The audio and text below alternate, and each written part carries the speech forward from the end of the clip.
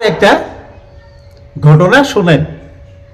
আল্লাহ তাআলা মানুষকে কত ধরনের সহায় দিয়ে মানুষকে হেদায়েত করছেন, দিনে আনছেন। তার অল্প কিছু একটা সাধারণ ঘটনা উল্লেখ করতেছি। যেমন মক্কা ও মদিনার সমস্ত এলাকার আলেম, তারপরে বড় বড় বংশের ধনী ধনী মানুষগুলা, সাধু ঋষি মণি যারা আসিল, তারা সবাই মিলে আমাদের মোহাম্মদ নবী যে নবুয়াত পেলেন এটাকে তারা অস্বীকার করে বসলেন যে এই মোহাম্মদ আল্লাহর রসুল নয়, ইনি এটা নিজে দাবি করে বসছেন। আল্লাহ তাআলা নবীর মধ্যে কিছুগুলা গণ প্রবেশ করাই দিলেন আর নবীকে জানাই দিলেন যে তারা সবাই মিলে কি কথাটা কয়। তখন সমস্ত মানুষ একত্রিত হইয়া একটা মিটিং উপলক্ষে রসুল সাল্লাল্লাহু আলাইহি সাল্লামকে জিজ্ঞাসা করছিলেন যে রসুল যদি মুহাম্মদ যদি এই তিনটা কথার জবাব দিতে পারে তাহলে আমরা তিনাকে রসুল হিসাবে মেনে নেব, আর যদি জবাব দিতে না পারে তাহলে আমরা বুঝবো যে উনি আল্লাহর রসুল নয়, উনি নিজেই নবুয়ত দাবি করে বসছেন। তাই ওনাকে প্রশ্ন করলো যে তুমি সত্যই যদি আল্লাহর রসুল তাহলে এই তিনটি কথার জবাব দাও। তা প্রথম প্রশ্নটা হলো যে আজহাবে কাহাব এটা কি বস্তু? এই হিস্টোরির বা এই ঘটনাটি রসুলের কাছে জানতে চাইলেন। দ্বিতীয় প্রশ্নটা হইল এই বিশ্ব ব্রহ্মাণ্ড একজন মানুষ পায়দলে ভ্রমণ করছিলেন আর বিশ্বকে হেদায়েত করছিলেন, তিনি কে? তৃতীয় প্রশ্নটা হইল যে মানুষের ভিতরে আল্লাহ তাআলা রুহু দান করছে, এই রুহুটা এটা কি বস্তু, কেমন এটা? এই তিনটা কথা রসুলকে প্রশ্ন করল। তো রসুলকে যে সময় প্রশ্ন করলো তার বহুত আগে হয়তো আজহাবে কাহাবের এই ঘটনাটি হয়ে গেছে। তো এই ঘটনাটি আল্লাহ তাআলা কোরআন শরীফে উল্লেখ করছেন। আজহাবে কাহাব হলো একটা দেশে একটা বাদশা ছিল, আর সে বাদশা খুব ন্যায় পরায়ণী সত্যবাদী বাদশা ছিল। অন্য দেশে তার পার্শ্ববর্তীতে একটা জালিম বাদশা ছিল। সে বাদশা এসে এই বাদশাকে যুদ্ধ করে একে যুদ্ধে নিহত করে এর 5টি ছেলে আসছিল, এই ছেলে 5টাকে তিনি যুদ্ধে পরাজয় করে বান্ধা এবারে নিয়ে গেল। নিয়ে যাওয়ার পরে এই জালিম বাদশাহ এদেরকে নিয়ে ইনার দাস বানায় দিলেন, গোলাম হিসাবে ব্যবহার করেন।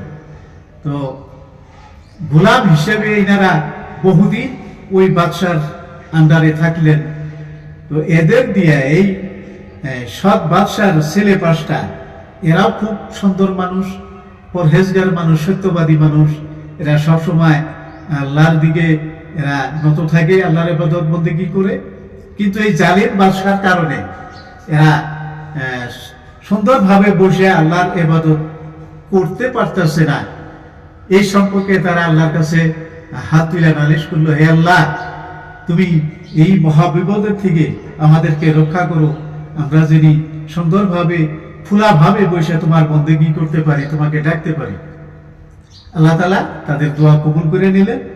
একদিন একটা খেলার মাঠে থেকে তিনারা 5 ভাই ঘোড়া নিয়ে ওখান থেকে চলে আসলো, ভাইকে আসলো, এটা রাজায় জানে না। যাই হোক, আসার পরে ওনারা এই জালিম বাদশার ডরে এরা 5 জনে বহু দূর রাস্তা চলে গেল, সারা রাত ভর চলে আসতেই থাকলো।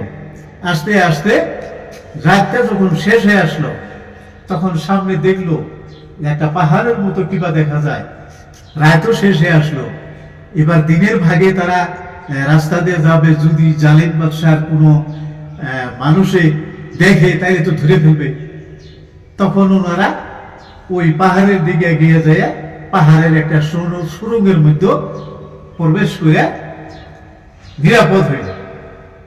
আর বড় জনে বললেন যে তাইলে আমরা দিনে আর পথ চলবো না, এখানে সারাদিন এই পাহাড়ের এই গুহার মধ্যে সারাদিন বসে থাকবো, তারপরে যখন আবার রাত হবে এখান থেকে আবার যাত্রা করব। এটা ভেবে ওখানে যাইয়া আল্লাহর বন্দেগীতে মশগুল হইলেন।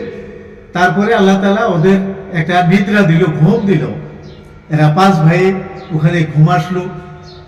এদের সঙ্গে একটা কুকুরও ছিল।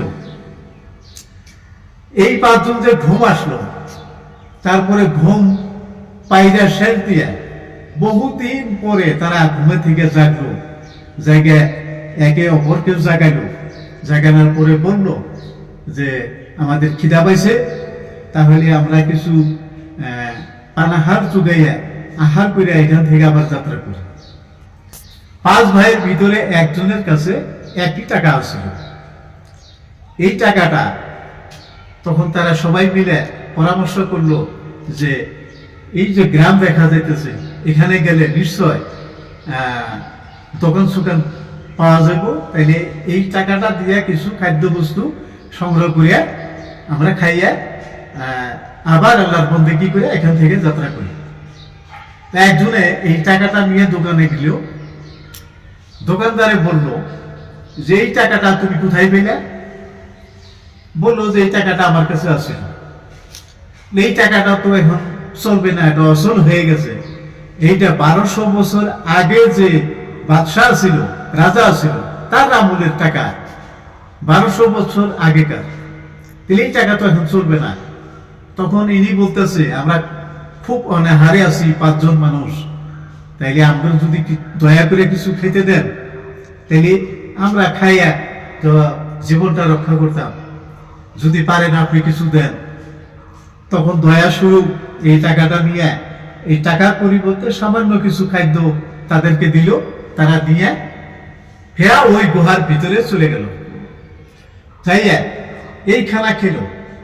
খাওয়ার পরে তো ইনারা আবার ওইখানে রাত শেষ হইল না, তারপরে আবার কিছু নিদ্রার জন্য শুয়ে পড়ল। তো এই শোয়াতে আজীবন ভইরা তারা ওখানে শুয়ে আছে।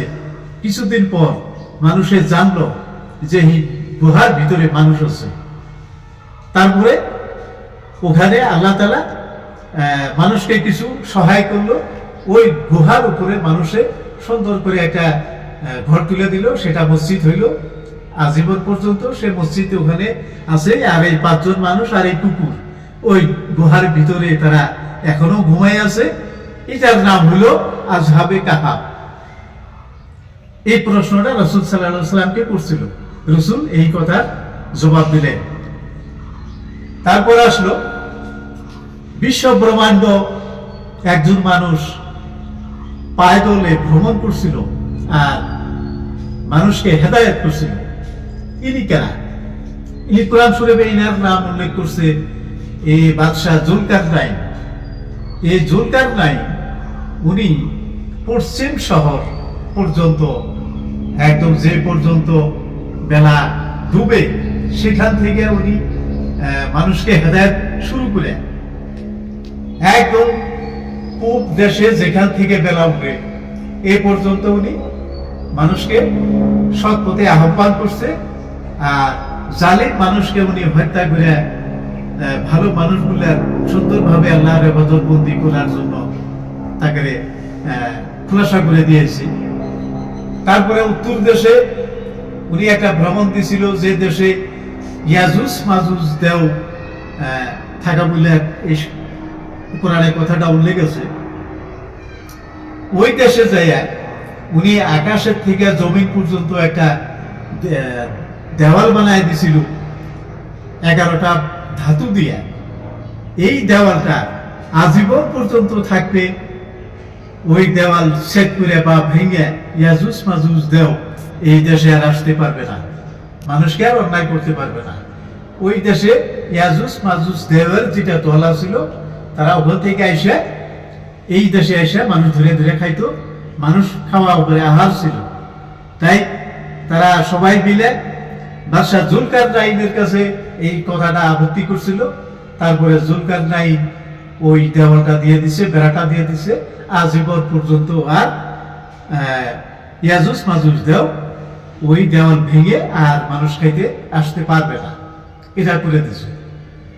3 নম্বর প্রশ্নটা হলো, 3 নম্বর প্রশ্নটা ওনাকে করছিল যে মানুষের ভিতরে যে আল্লাহ তাআলা রূহ দিছে, এই রূহটা কি বস্তু, এটা কেমন জিনিস?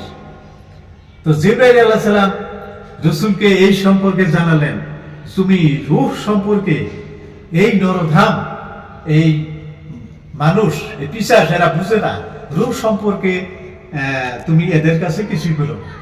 তুমি যে 2টা জবাব দিছো, এতে যদি ওদের ঈমান আসে তাকে ওরা মুসলমান হয়ে যায়, আর যদি ঈমান ওরা আনে না তাহলে বেদিনই থাক। রূহ সম্পর্কে আল্লাহ তাআলা রাসূলকে বলার জন্য নিষেধ দিলেন, রূহ সম্পর্কে উনি বললেন না। যাই হোক, রূহ সম্পর্কে আমাদের সমস্ত মানুষেরই একটা জ্ঞান আছে, ধারণা আছে যে রূহ এমন বস্তু, এটাকে বিশ্বজগতে কেউ সচক্ষে দেখতে পারবে না। যেমন আল্লাহ নিয়ে এখানে আছে, ওনার কোনো রূপ নেই।